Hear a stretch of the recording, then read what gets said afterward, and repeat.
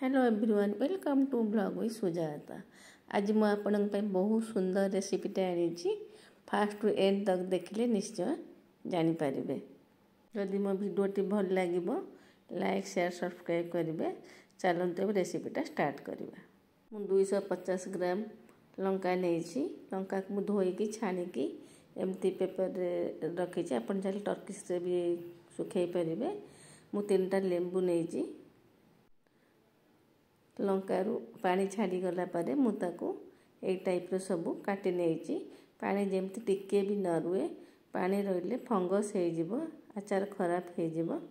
मुता पई किछि मसला नहीं मेथी नहीं गोटा धनिया सोरिष कला जीरा पान मधुरी हेंगू आ जुआनी मध्य एक मु हल्का भाव भाजी नेबी बेसी फ्राए करें ये टाइप ताको भाजिक ये दरदर कुटा करदे। दरदर कुटा कले स्मेल तार भल आसो और टेस्ट मध्य बहुत बढ़िया।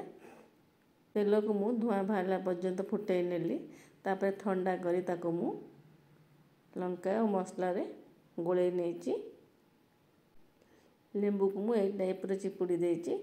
आपन चाइले मध्य हाथ रे मध्य चिपुड़ी पारिबे। लेंबू देले प्रिजर्वेटिव टाइप रे काम करिवो आ आचार राग अंश मध्य कम रहिबो। लंका को काच जार रे रखी से जार टा को अपन आगे धोईकी परिष्कार कर खरा रे सुखई नेबे। टोटाल पानी न रुए पानी रहिले फंगस हो जिवो।